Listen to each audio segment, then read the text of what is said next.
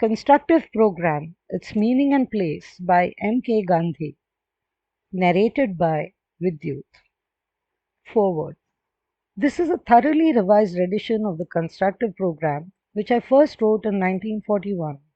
The items included in it have not been arranged in any order, certainly not in the order of their importance.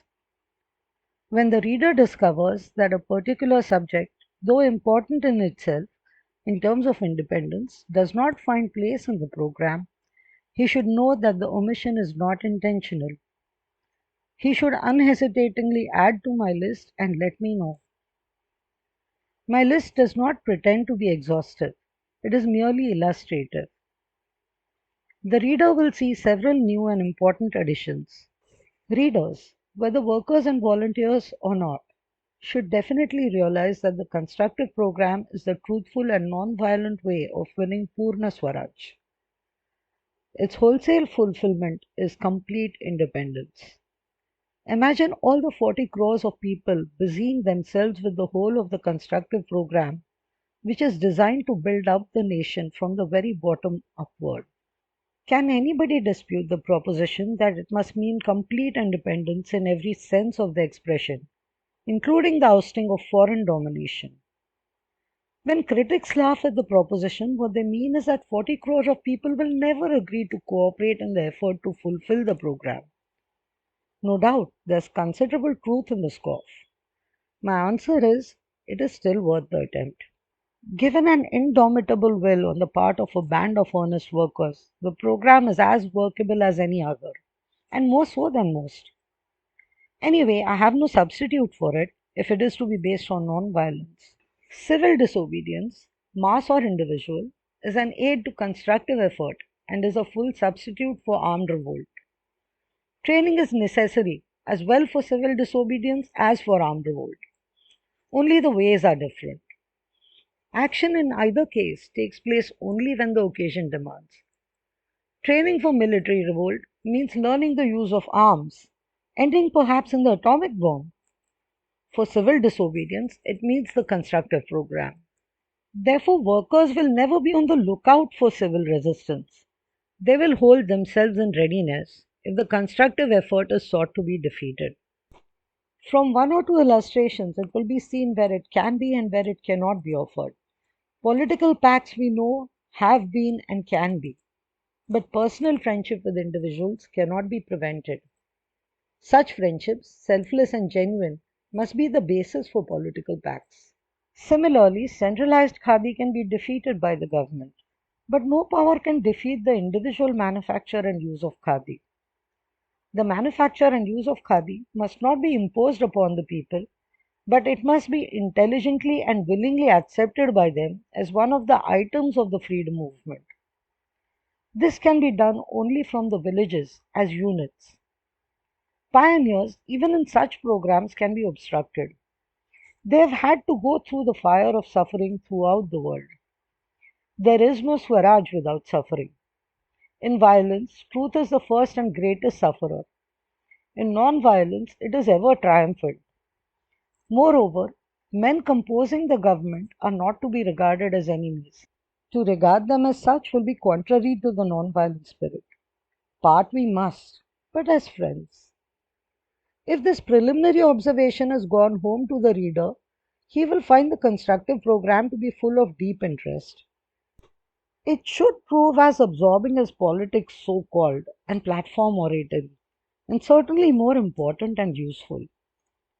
M.K. Gandhi, Pune, 13th November 1945. Introductory. The constructive program may otherwise and more fittingly be called Construction of Purna Swaraj, or Complete Independence by Truthful and Non-Violent Means. Effort for construction of independence, so called, through violent and therefore necessarily untruthful means, we know only too painfully. Look at the daily destruction of property, life, and truth in the present war. Complete independence through truth and non-violence means the independence of every unit, be it the humblest of the nation, without distinction of race, color, or creed. This independence is never exclusive. It is, therefore, wholly compatible with interdependence within or without. Practice will always fall short of theory, even as the drawn line falls short of the theoretical line of Euclid. Therefore, complete independence will be complete only to the extent of our approach in practice to truth and non-violence. Let the reader mentally plan out the whole of the constructive program, and he will agree with me that if it could be successfully worked out, the end of it would be the independence we want. Has not Mr. Amory said that an agreement between the major parties, translated in my language, any agreement after communal unity, which is only one item in the constructive program, will be respected? We need not question his sincerity, for if such unity is honestly, i.e., non-violently attained, it will in itself contain the power to compel acceptance of the agreed demand. On the other hand, there is no such thing as an imaginary or even perfect definition of independence through violence, for it presupposes only the ascendancy of that party of the nation which makes the most effective use of violence. In it, perfect equality, economic or otherwise, is inconceivable. But for my purpose, which is to convince the reader of the necessity of following out of the constructive program in the non-violent effort, the acceptance of my argument about the ineffectiveness of violence for the attainment of independence is not required. The reader is welcome to the belief that independence of the humblest unit is possible under a scheme of violence, if this effort enables him also to admit that it is a certainty through the complete execution of the program by the nation. Let us now examine the items. 1. Communal unity. Everybody is agreed about the necessity of this unity, but everybody does not know that unity does not mean political unity, which may be imposed. It means an unbreakable heart unity. The first thing essential for achieving such unity is for every congressman, whatever his religion may be, to represent in his own person Hindu, Muslim, Christian, Zoroastrian, Jew, etc. Shortly, every Hindu and non-Hindu. He has to feel his identity with every one of the millions of the inhabitants of Hindustan. In order to realize this, every congressman will cultivate personal friendship with persons representing faiths other than his own. He should have the same regard for the other faiths as he has for his own. In such a happy state of things, there would be no disgraceful cry at stations such as Hindu water and Muslim water, or Hindu tea and Muslim tea. There would be no separate rooms or pots for Hindus and non-Hindus in schools and colleges, no communal schools, colleges, and hospitals. The beginning of such a revolution has to be made by congressmen without any political motive behind the correct conduct. Political unity will be its natural fruit. We have long been accustomed to think that power comes only through legislative assemblies. I have regarded this belief as a grave error brought about by inertia or hypnotism. A superficial study of British history has made us think that all power percolates to the people from parliaments. The truth is that power resides in the people, and it is entrusted for the time being to those whom they may choose as their representatives. Parliaments have no power or even existence independently of the people. It has been my effort for the last 21 years to convince the people of this simple truth. Civil disobedience is the storehouse of power. Imagine a whole people unwilling to conform to the laws of the legislature and prepared to suffer the consequences of non-compliance. They will bring the whole legislative and executive machinery to a standstill. The police and military are of use to coerce minorities, however powerful they may be. But no police or military coercion can bend the resolute will of a people who are out for suffering to the uttermost. And parliamentary procedure is good only when its members are willing to conform to the will of the majority. In other words, it's fairly effective only among compatibles. Here in India, we have been pretending to work the parliamentary system under separate electorates, which have created artificial incompatibilities. Living unity can never come out of these artificial entities being brought together on a common platform. Such legislatures may function, but they can only be a platform for wrangling and sharing the crumbs of power that may fall from the rulers, whoever they may be. These rule with a rod of iron and prevent the opposing elements from flying at one another's throats. I hold the emergence of complete independence to be impossibility out of such a disgrace. Though I hold such strong views, I have come to the conclusion that so long as there are undesirable candidates for elective bodies, Congress should put up candidates in order to prevent reactionaries from entering such bodies. 2. Removal of untouchability. At this time of the day, it is unnecessary to dilate upon the necessity of the removal of this blot and curse upon Hinduism. Congressmen have certainly done much in this matter, but I am sorry to have to say that many congressmen have looked upon this item as a mere political necessity and not something indispensable so far as Hindus are concerned for the very existence of Hinduism. If Hindu congressmen take up the cause for its own sake, they will influence the so called Sanatanis far more extensively than they have hitherto done. They should approach them not in the militant spirit, but as befits their non-violence in a spirit of friendliness. And so far as the Harijans are concerned, every Hindu should make common cause with them and befriend them in their awful isolation. Such isolation as perhaps the world has never seen in the monstrous immensity one witnesses in India. I know from experience how difficult the task is, but it is part of the task of building the edifice of Swaraj. And the road to Swaraj is steep and narrow. There are many slippery ascents and many chasms. They have all to be negotiated with the unfaltering step before we can reach the summit and breathe the fresh air of freedom. 3. Prohibition. Although, like communal unity and removal of untouchability, prohibition has been on the Congress program since 1920, Congressmen have not taken the interest they might have taken in this very vital social and moral reform. If we are to reach our goal through non-violent effort, we may not leave to the future government the fate of lakhs of men and women who are laboring under the curse of intoxicants and narcotics. Medical men can make a most effective contribution towards the removal of this evil. They have to discover ways of weaning the drunkard and the opium addict from the curse.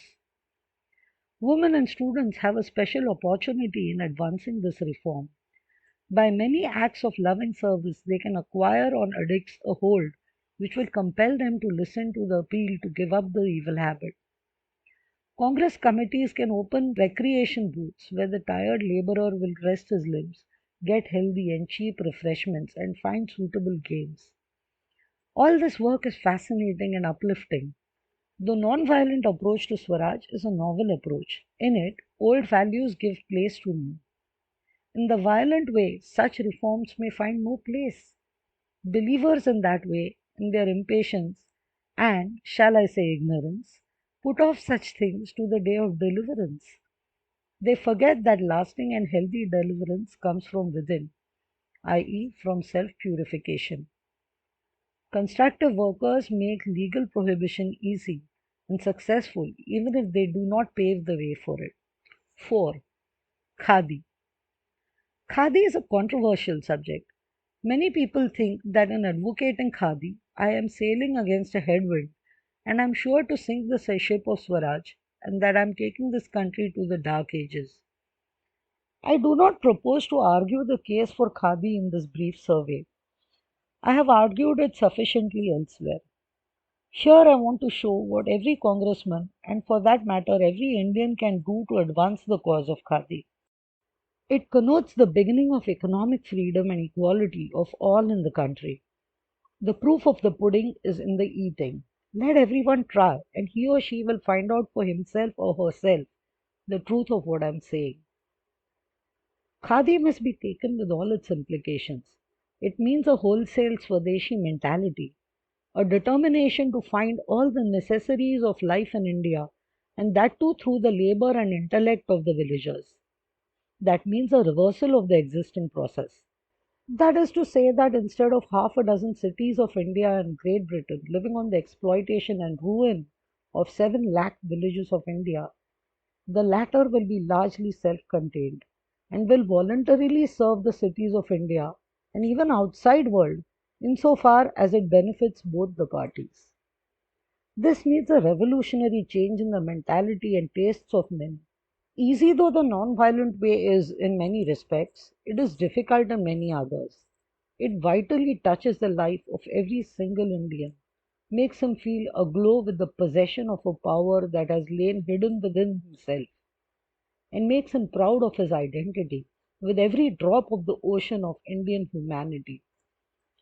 This non-violence is not the inanity for which we have mistaken it through all these long ages. It is the most potent force as yet known to mankind, and on which its very existence is dependent. It is that force which I have tried to present to the Congress and through it to the world.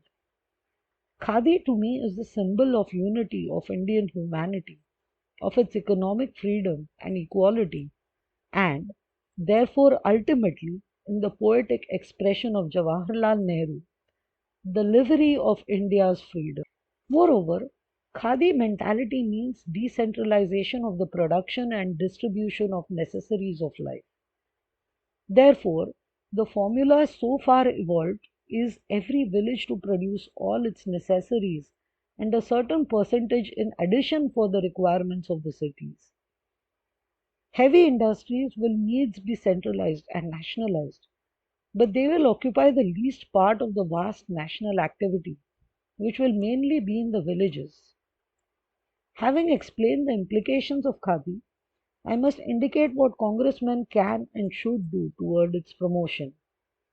Production of khadi includes cotton growing, picking, ginning, cleaning, carding, slivering, spinning, sizing, dyeing, preparing the warp and the woof, weaving, and washing. These, with the exception of dyeing, are essential processes. Every one of them can be effectively handled in the villages and is being so handled in many villages throughout India, which the AISA is covering. According to the latest report, the following are the interesting figures. 2,75,146 villagers, including 19,645 Harijans and 57,378 Muslims, scattered in at least 13,451 villages, received as spinners, weavers, etc. rupees 34,85,609 in 1940. The spinners were largely women. Yet the work done is only 1/100th part of what could be done if congressmen honestly took up the Khadi program.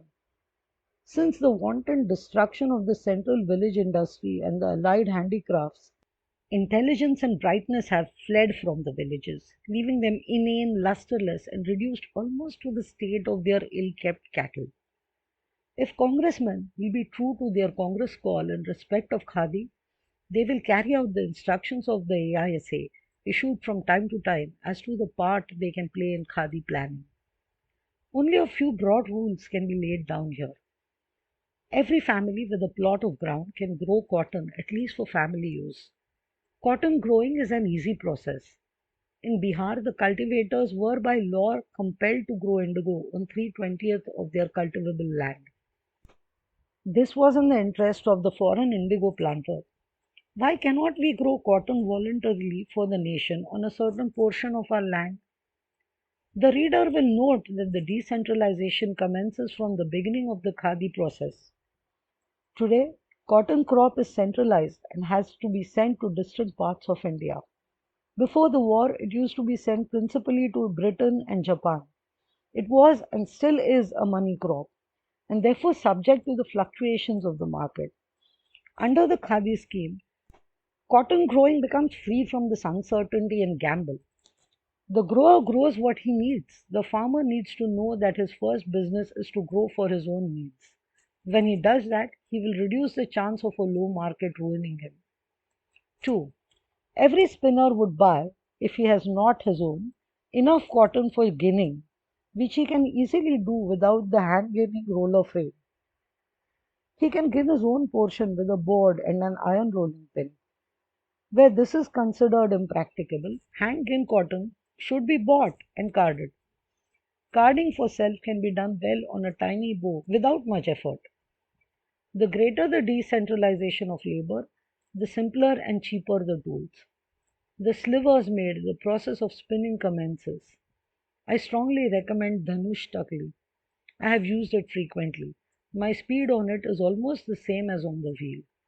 I draw a finer thread, and the strength and evenness of the yarn are greater on the Dhanush Takli than on the wheel. This may not, however, hold good for all. My emphasis on the Dhanush Takli is based on the fact that it is more easily made, is cheaper than, and does not require frequent repairs like the wheel. Unless one knows how to make the two mauls and adjust them when they slip, or to put the wheel right when it refuses to work, the wheel has often to lie idle. Moreover, if the millions take to spinning at once, as they well may have to, the Dhanush Takli, being the instrument most easily made and handled, is the only tool that can meet the demand. It is more easily made even than the simple Takli. The best, easiest, and cheapest way is to make it oneself. Indeed, one ought to learn how to handle and make simple tools. Imagine the unifying and educative effect of the whole nation simultaneously taking part in the process up to spinning. Consider the leveling effect of the bond of common labor between the rich and the poor. Yarn thus produced may be used in three ways: by presenting it to the AISA for the sake of the poor, by having it woven for personal use, or by getting as much khadi for it as it can buy. It is clear enough that the finer and better the yarn, the greater will be its virtue. If congressmen will put their heart into the work, they will make improvements in the tools and make many discoveries. In our country, there has been a divorce between labor and intelligence. The result has been stagnation. If there is an indissoluble marriage between the two, and that in the manner here suggested, the resultant good will be inestimable. In this scheme of nationwide spinning as a sacrifice, I do not expect the average man or woman to give more than an hour daily to this work. 5. Other village industries. These stand on a different footing from khadi. There is not much scope for voluntary labor in them. Each industry will take the labor of only a certain number of hands. These industries come in as a handmaid to khadi. They cannot exist without khadi, and khadi will be robbed of its dignity without them. Village economy cannot be complete without the essential village industries such as hand grinding, hand pounding, soap making, paper making, match making, tanning, oil pressing, etc. Congressmen can interest themselves in these, and if they are villagers or will settle down in villages, they will give these industries a new life and a new dress. All should make it a point of honor to use only village articles whenever and wherever available. Given the demand, there is no doubt that most of our wants can be supplied from our villages. When we have become village minded, we will not want imitations of the West or machine made products, but we will develop a true national taste in keeping with the vision of a new India, in which pauperism, starvation, and idleness will be unknown. 6. Village sanitation. Divorce between intelligence and labor has resulted in criminal negligence of the villages. And so, instead of having graceful hamlets dotting the land, we have dung heaps. The approach to many villages is not a refreshing experience. Often one would like to shut one's eyes and stuff one's nose, such as the surrounding dirt and offending smell. If the majority of congressmen were derived from our villages as they should be able to make our villages models of cleanliness in every sense of the word. But they have never considered it their duty to identify themselves with the villagers in their daily lives. A sense of national or social sanitation is not a virtue among us. We may take a kind of bath, but we do not mind dirtying the well or the tank or the river by whose side or in which we perform ablutions. I regard this defect as a great vice which is responsible for the disgraceful state of our villages and the sacred banks of the sacred rivers, and for the diseases that spring from insanitation. 7. New or basic education. This is a new subject, but the members of the working committee felt so much interested in it that they gave a charter to the organizers of the Hindustani Talimi Sangh, which has been functioning since the Haripura session. This is a big field of work for many congressmen. This education is meant to transform village children into model villagers. It is principally designed for them. The inspiration for it has come from the villages. Congressmen who want to build up the structure of Swaraj from its very foundation dare not neglect the children.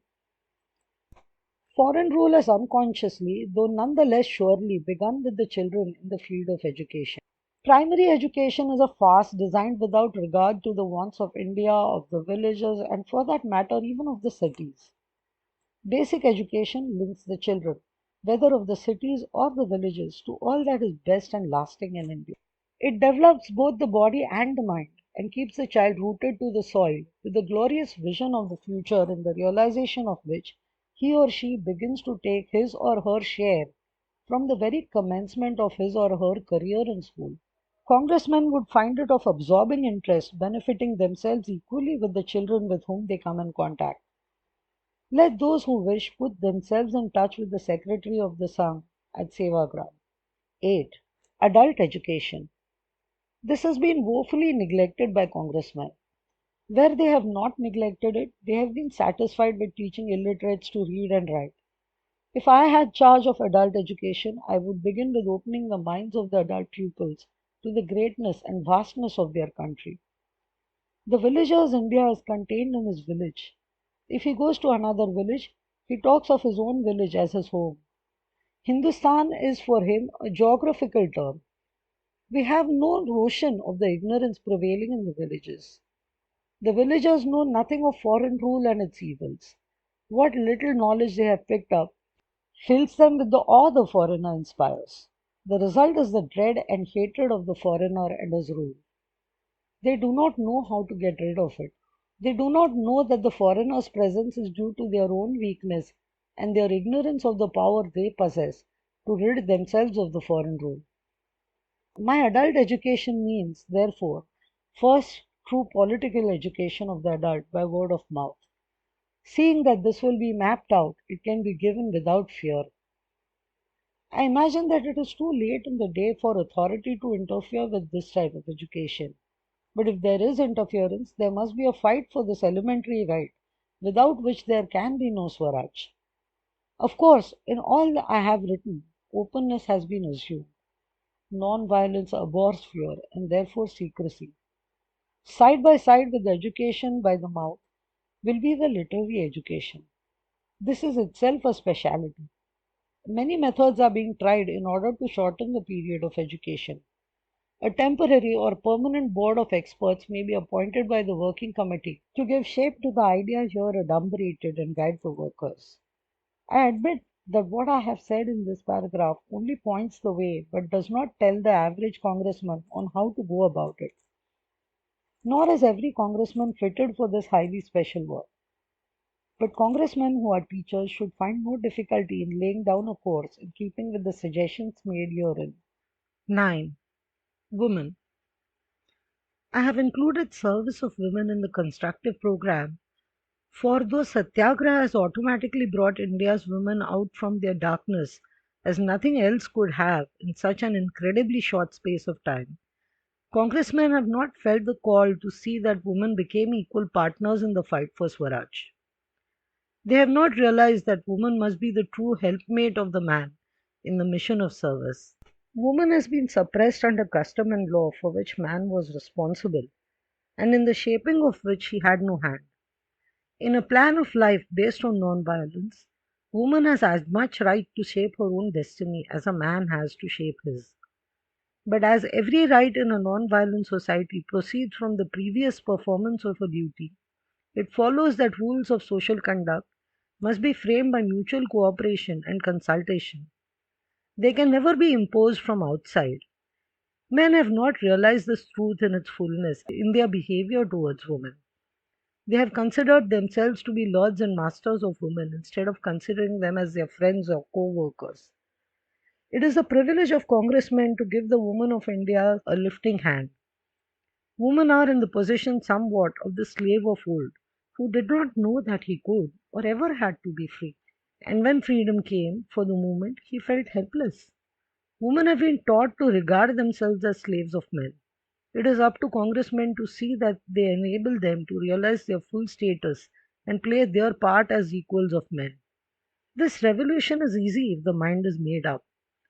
Let congressmen begin with their own home. Wives should not be dolls and objects of indulgence, but should be treated as honored comrades in common service. To this end, those who have not received a liberal education should receive such instruction as is possible from their husbands. The same observation applies with the necessary changes to mothers and daughters. It is hardly necessary to point out that I have given a one sided picture of the helpless state of India's women. I am quite conscious of the fact that in the villages generally they hold their own with their menfolk and in some respects even rule them. But to the impartial outsider, the legal and customary status of woman is bad enough throughout and demands radical alteration. 10. Education in health and hygiene. Having given a place to village sanitation, the question may be asked, why give a separate place to education in health and hygiene? It might have been bracketed with sanitation, but I did not wish to interfere with the items. Mention of mere sanitation is not enough to include health and hygiene. The art of keeping one's health and the knowledge of hygiene by itself a separate subject of study and corresponding practice. In a well ordered society, the citizens know and observe the laws of health and hygiene. It is established beyond doubt that ignorance and neglect of the laws of health and hygiene are responsible for the majority of diseases to which mankind is heir. The very high death rate among us is no doubt largely due to our gnawing poverty, but it could be mitigated if the people were properly educated about health and hygiene. Mens sana and corporate sano is perhaps the first law for humanity. A healthy mind in a healthy body is self evident truth. There is an inevitable connection between mind and body.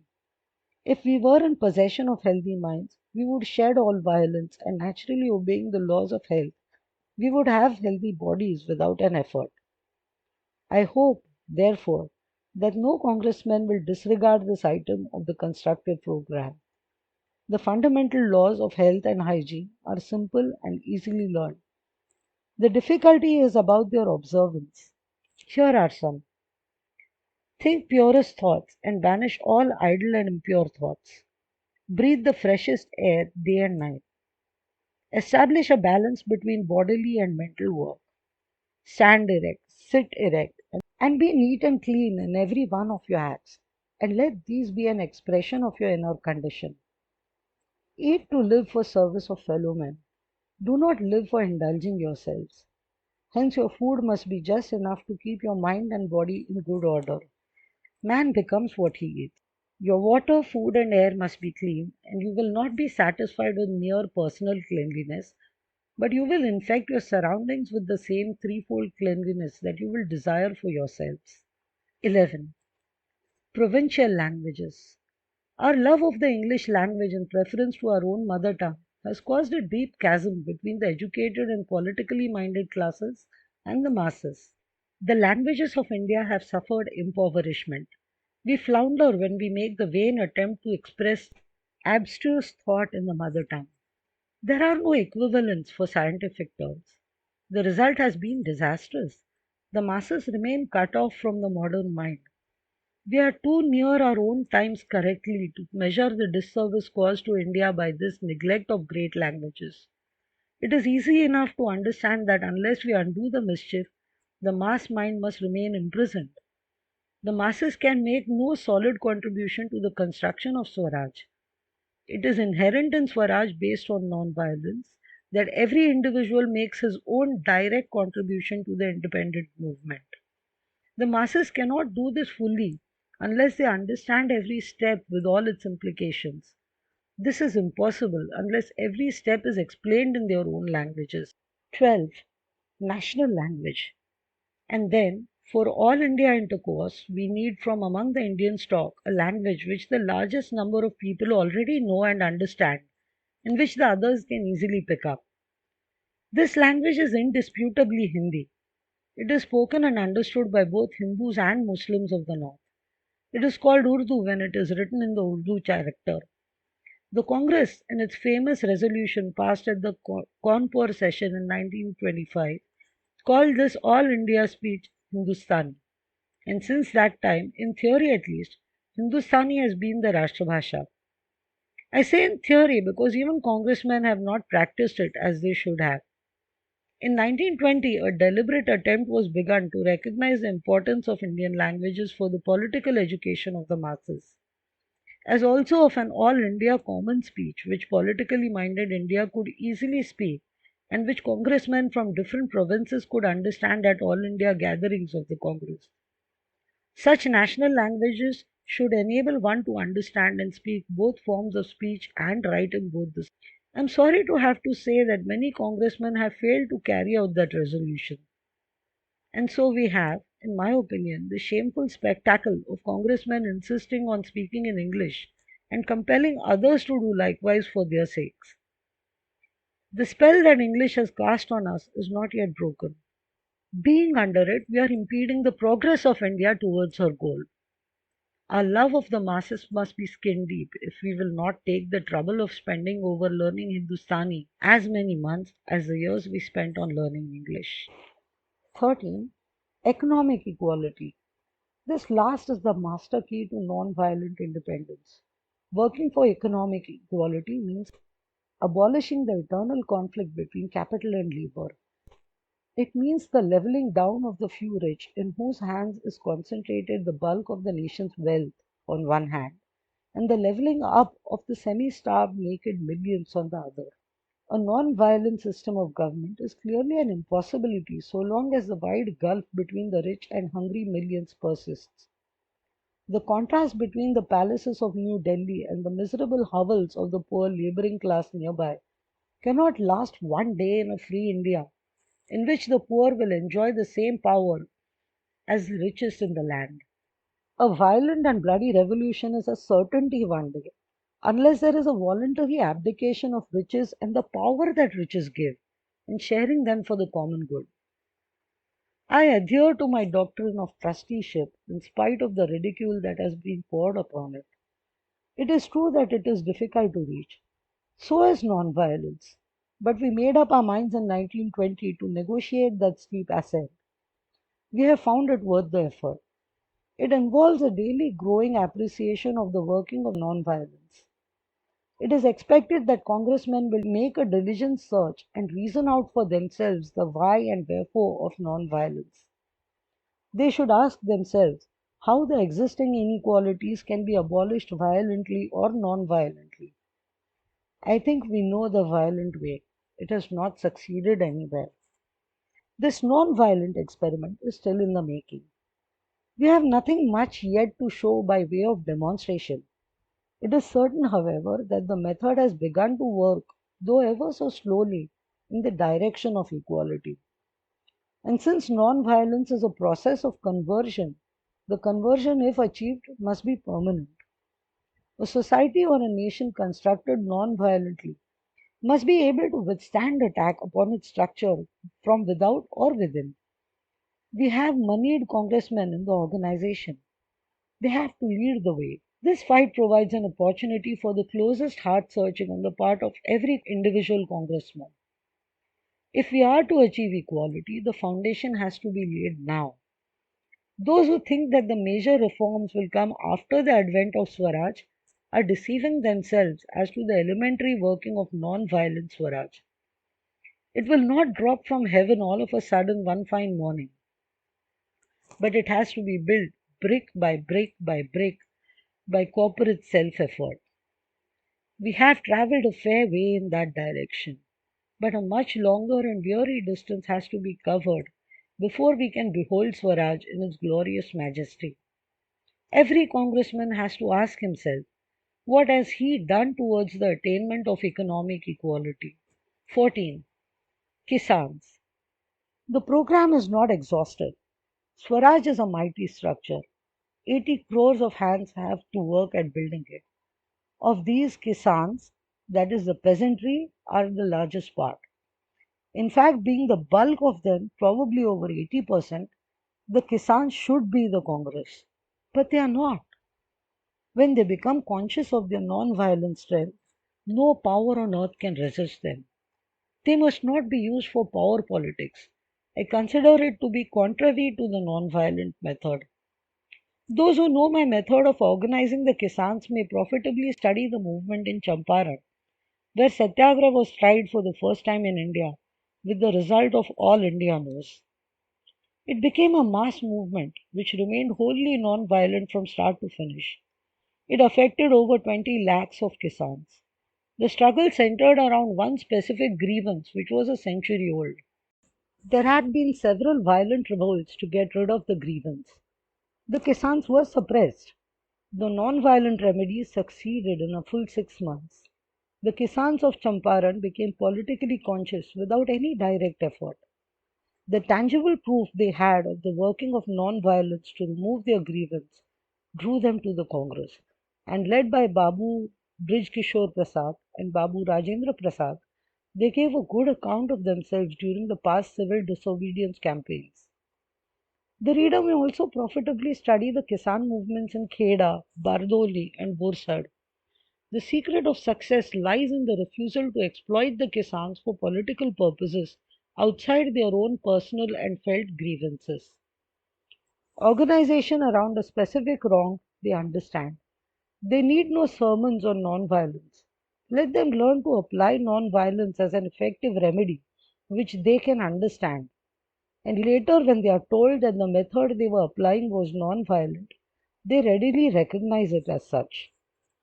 From these illustrations, congressmen who care could study how work can be done for and among Kisans. I hold that the method that some congressmen have followed to organize Kisans has done them no good and has probably harmed them. Anyway, they have not used the non-violent method. Be it said to the credit of some of these workers that they frankly admit that they do not believe in the non-violent method. My advice to such workers would be that they should neither use the Congress name nor work as congressmen. The reader will now understand why I have refrained from the competition to organize Kisans and labor on an all India basis. How I wish that all hands pulled in the same direction. But perhaps in a huge country like ours, it is impossible. Anyway, in non-violence, there is no coercion. Cold reason and demonstration of the working of non-violence must be trusted to do the work. In my opinion, like labor, they should have under the Congress a department working for their specific question. 15. Labor. Ahmedabad Labour Union is a model for all India to copy. Its basis is non-violence, pure and simple. It has never had a setback in its career. It has gone on from strength to strength without fuss and without show. It has its hospital, its schools for the children of all the mill hands, its classes for adults, its own printing press and khadi depot, and its own residential quarters. Almost all the hands are voters and decide the fate of the elections. They come on the voters' list at the instance of the Provincial Congress Committee. The organization has never taken part in party politics of the Congress. It influences the municipal policy of the city. It has to its credit very successful strikes which were wholly non-violent.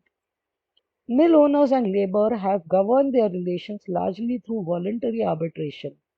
If I had my way, I would regulate all the labor organizations of India after the Ahmedabad model. It has never sought to intrude itself upon the All India Trade Union Congress and has been uninfluenced by that Congress. A time I hope will come when it will be possible for the Trade Union Congress to accept the Ahmedabad method and have the Ahmedabad organization as a part of the All India Union. But I am in no hurry, it will come in its own time. 16. Adivasis. The term Adivasi, like Rani Paraj, is a coined word. Rani Paraj stands for Kali Paraj, means black people, though their skin is no more black than that of any other. It was coined, I think, by Sri Jagat Ram. The term Adivasi for Bhils, Gonds, or others variously described as hill tribes or aboriginals means literally original inhabitants and was coined, I believe, by Thakur Baba. Service of Adivasis is also a part of the constructive program. Though they are the 16th number in this program, They are not the least in point of importance.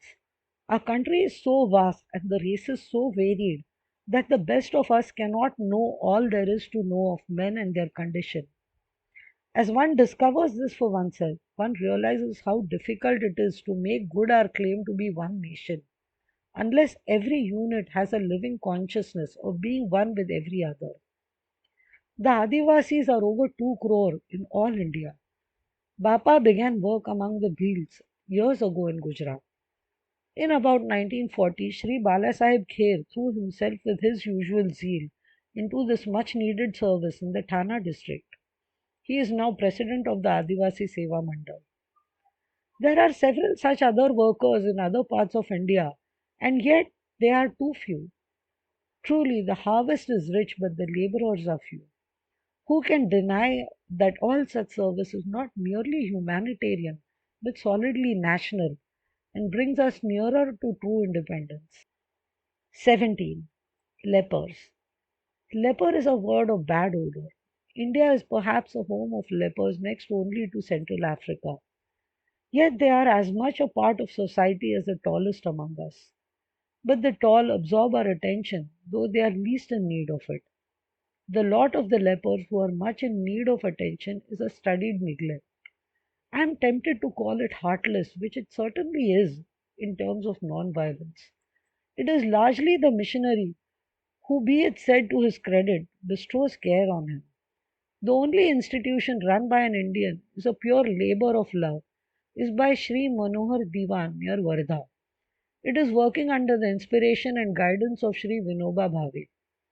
If India was pulsating with new life, if we were all in earnest about winning independence in the quickest manner possible by truthful and non-violent means, there would not be a leper or beggar in India uncared for and unaccounted for. In this revised edition, I am deliberately introducing the leper as a link in the chain of constructive effort. For what the leper is in India, that we are, if we will but look about us, for the modern civilized world. Examine the condition of our brethren across the ocean, and the truth of my remark will be borne home. 18. Students. I have reserved students to the last. I have always cultivated close contact with them. They know me and I know them. They have given me service.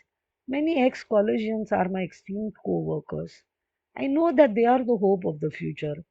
In the heyday of non cooperation, they were invited to leave their schools and colleges. Some professors and students who responded to the Congress call have remained steadfast and gained much for the country and themselves. The call has not been repeated, for there is not the atmosphere for it.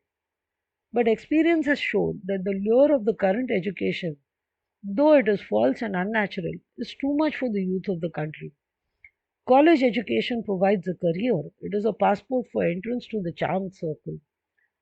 Pardonable hunger for knowledge cannot be satisfied otherwise than by going through the usual rut.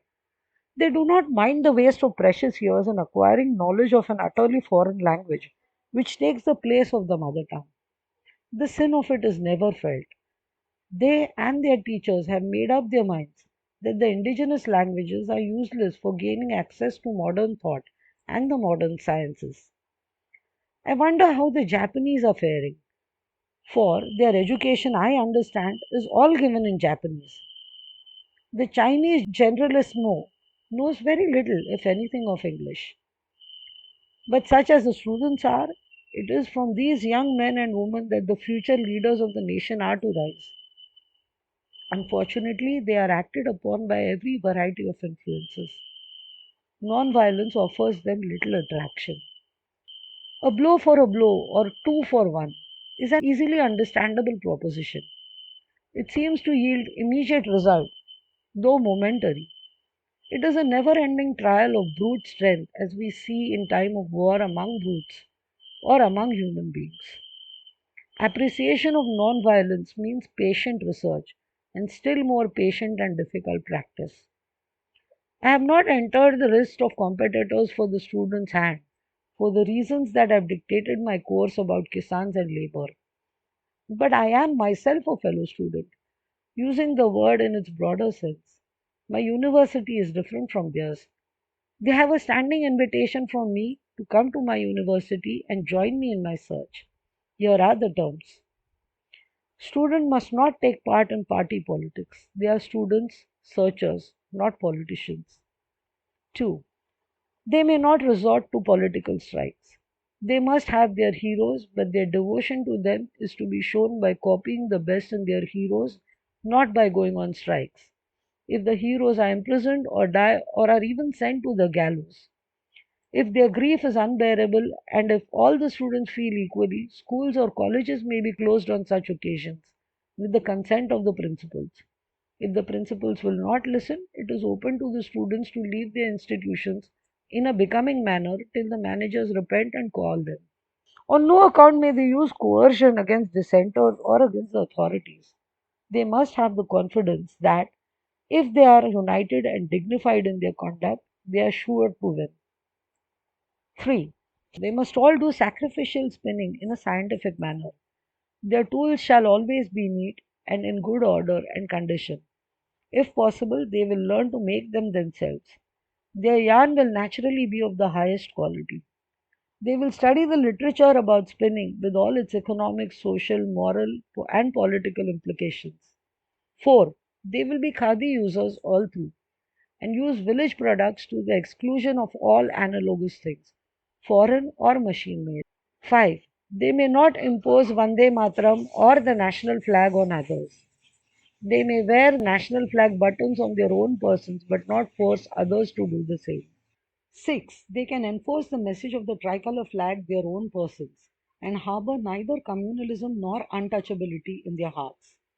They will cultivate real friendship with students of other faiths and with Harijan as if they were their own kids.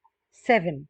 They will make it a point to give first aid to their injured neighbors and do scavenging and cleaning in the neighboring villages and instruct village children and adults.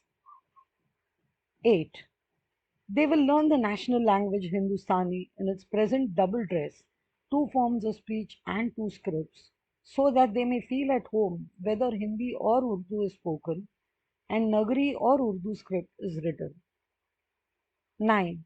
They will translate into their own mother tongue everything new they may learn and transmit it in their weekly rounds to the surrounding village. 10. They will do nothing in secret. They will be above board in all their dealings. They will lead a pure life of self restraint, shed all fear, and be always ready to protect their weak fellow students, and be ready to quell riots by non violent conduct at the risk of their lives. And when the final heat of the struggle comes, they will leave their institutions and, if need be, sacrifice themselves for the freedom of their country. 11. They will be scrupulously correct and chivalrous in their behavior towards their girl fellow students. For working out the program I have sketched for them, the students must find time. I know that they waste a great deal of time in idleness. By strict economy, they can save many hours. But I do not want to put an undue strain upon any student. I would therefore advise patriotic students to lose 1 year, not at a stretch, but spread it over their whole study. They will find that 1 year or so given will not be a waste of time. The effort will add to their equipment, mental, moral, and physical, and they will have made, even during their studies, a substantial contribution to the freedom movement. Place of civil disobedience. I have said in these pages that civil disobedience is not absolutely necessary to win freedom through purely non-violent effort if the cooperation of the whole nation is secured in the constructive program. But such good luck rarely favors nations or individuals. Therefore, it is necessary to know the place of civil disobedience in a nationwide non-violent effort. It has three definite functions. 1. It can be effectively offered for the redress of a local wrong. 2. It can be offered without regard to effect, though aimed at a particular wrong or evil, by way of self-immolation in order to rouse local consciousness or conscience. Such was the case in Champaran, when I offered civil disobedience without any regard to the effect, and well knowing that even the people might remain apathetic. That it proved otherwise may be taken according to taste as God's grace or a stroke of good luck. 3. In the place of full response to constructive effort, It can be offered as it was in 1941. Though it was a contribution to and part of the battle for freedom, it was purposely centered around a particular issue, i.e., free speech. Civil disobedience can never be directed for a general cause such as for independence. The issue must be definite and capable of being clearly understood within the power of the opponent to yield. This method, properly applied, must lead to the final goal. I have not examined here the full scope and possibilities of civil disobedience. I have touched enough of it to enable the reader to understand the connection between the constructive program and civil disobedience. In the first two cases, no elaborate constructive program was or could be necessary. But when civil disobedience is itself devised for the attainment of independence, previous preparation is necessary, and it has to be backed by the visible and conscious effort of those who are engaged in the battle. Civil disobedience is thus a stimulation for the fighters and a challenge for the opponent. It should be clear to the reader that civil disobedience, in terms of independence, without the cooperation of the millions by way of constructive effort, is mere bravado and worse than useless. Conclusion. This is not a thesis written on behalf of the Congress or at the instance of the Central Office. It is the outcome of conversations I had with some workers in Sevagram. They had felt the want of something from my pen showing the connection between the constructive program and civil disobedience and how the former might be worked. I have endeavored to supply the want in this pamphlet. It does not purport to be exhaustive, but it is sufficiently indicative of the way the program should be worked. Let not the reader make the mistake of laughing at any of the items as being part of the movement for independence. Many people do many things, big and small, without connecting them with non-violence or independence. They have then their limited value as expected. The same man appearing as a civilian may be of no consequence, but appearing in his capacity as general, he is a big personage, holding the lives of millions at his mercy. Similarly, the charkha in the hands of a poor widow brings a paltry price to her. In the hands of a Jawaharlal, it is an instrument of India's freedom. It is the office which gives the charkha its dignity. It is the office assigned to the constructive program which gives it an irresistible prestige and power. Such at least is my view. It may be that of a madman. If it makes no appeal to the congressman, I must be rejected. For my handling of civil disobedience without the constructive program will be like a paralyzed hand attempting to lift a spoon. Pune, 13th November 1945. Constructive Program, Its Meaning and Place by M. K. Gandhi. Narrated by Vidyut.